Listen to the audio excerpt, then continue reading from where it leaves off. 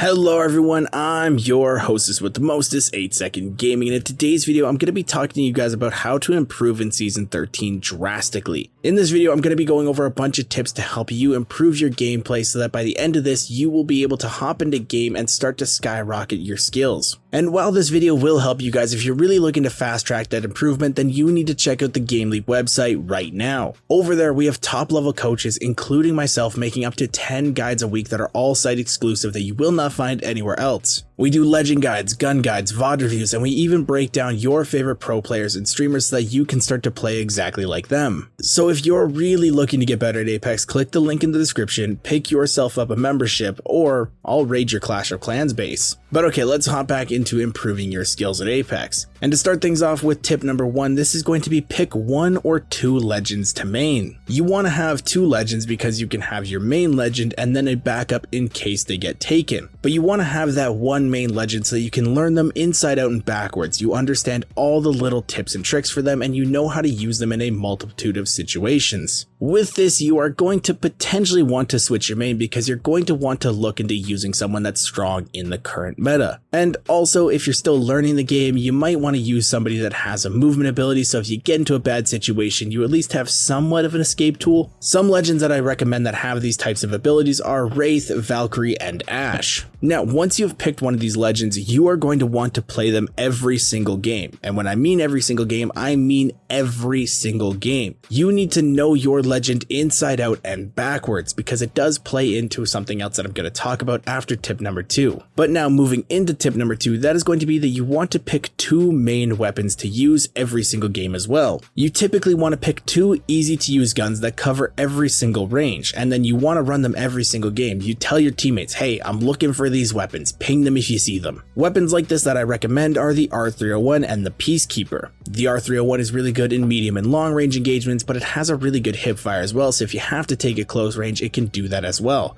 And the Peacekeeper is very dominant in close range fights, especially if you're getting into bubble fights. You need that Peacekeeper to really win them. But I told you that these 2 tips kind of played into each other, and I mean it. Because by doing tip 1 and 2, you can then focus on learning other aspects of the game instead of learning every single character, how to play them, how to position on them, and also learning every single recoil pattern in the game. There's already a lot of stuff that you have to learn in Apex. You don't want to add to the plate if you don't have to. So if you're only using 1 legend and 2 guns, there's a lot less for you to learn in the game. So you can then focus your attention on learning other game sense aspects of Apex, like how to control the flow of fights, how to push fights, when to push fights, how to single targets out. These are the smaller details of Apex that really set apart the good players from the average players. Fights in Apex are never the same. They're constantly evolving, they're constantly changing, and no 2 situations are alike. So the less that you have to think about your legend, their abilities, what guns you're using, the recoil pattern, and the more you can focus on the fight, the better you will be in that situation.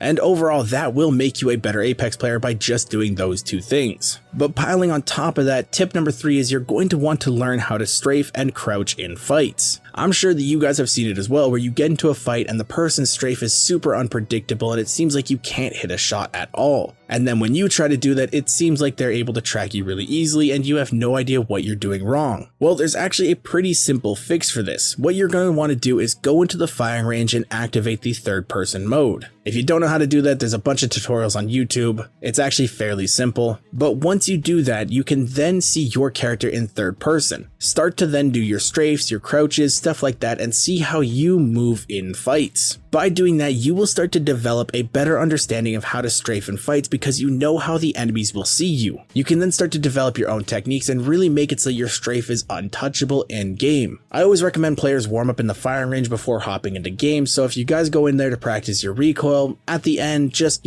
activate the 3rd person mode, work on your strafes a little bit, and then hop into game. You will see a lot of improvement. Now, tip number 4 is something that actually helps me a lot with getting better at my own personal issues in Apex, and this is going to be watching higher skilled players that play the legend that you play. Now, when I say this, I don't want you to go and watch somebody like It's Timmy play Pathfinder and get caught up in all the super amazing grapples he does, all the flashy plays that he makes, because then you're not actually understanding how he plays. You're just kind of getting mesmerized. What you actually want to do is start to study their playbook essentially. You want to see where they position in fights, how they use their abilities in fights, how they're able to squeeze every single little bit out of their character and really be able to take control of fights and win those games. Now, if you guys are interested in watching me and how I play Apex, you can check out my streams over on Twitch TV/8secondgaming. I've got a lot going on in my own personal life right now, so I'm a little bit inconsistent on my streams, but I am trying to get them back on a specific schedule. So go give me a follow, be notified when I go live. But there are tons of amazing options on Twitch, and you'll definitely be able to find somebody that plays the legend that you play and be able to study them. And now for tip number 5, this is going to be one that's probably the hardest for people to actually do. And that is going to be stop trying to win every single pub game that you go into. Wins in Apex only actually matter if you're playing ranked. In pub games, they don't really actually mean a whole lot other than personal pride. You guys have to stop putting wins on this massive pedestal. You need to see pub games as training exercises. Winning is just kind of like the icing on the cake. Like, take me for example. I have over 16,000 games of Apex played, and I only have just over 1,000 wins. I never play for wins because in the grand scheme of everything, wins mean nothing. What you're going to want to do is throw yourself at fights in those pub games. You want to be putting yourself into situations that you normally wouldn't be in, because over time that will make you a much better player than trying to go for wins. You will start to be able to understand situations that you normally would be panicking in. 1v2s, 1v3s, third parties, fourth parties, fighting from low ground, fighting when low on ammo. There are a bunch of different situations in Apex that happen all the time. And if you never put yourself into those spots, you don't understand how to fight out of them if you're in a ranked game. So you should always be looking to pub games as those learning experiences. Over time, you'll start to get better and know how to handle more. And if you're the type of player who gets really stressed in fights, you panic and you just shut down, this is also a fantastic way for you to improve. Because the only way that you're going to get over that stress and panicking phase is if you put yourself into those spots and fight out of them. I used to panic in 1v3s as well, but now I usually can handle myself pretty well. And a big part of the reason that I'm so comfortable in those 1v3 type situations is because I constantly put myself into them. I do no-fill duos, I do no-fill trios. I'm always trying to put myself in different situations so that no matter what happens in a ranked game, I will have at least somewhat of a knowledge base that I can play off that. But now I have a question for you guys. Is there a tip that you yourself use to improve your skills at Apex? If there is, let me know in the comments down below. Maybe you'll end up helping somebody else. But with all this being said, guys, I really hope you enjoyed this video and learned something new. If you did and you want to stay up to date with the latest and greatest Apex Legends tips, tricks, and news, don't forget to smash that like and subscribe button. Also, if you want to be notified when we post new videos, hit that bell as well. Thank you all for watching. Once again, I'm 8secondgaming, and I will see you in the next one.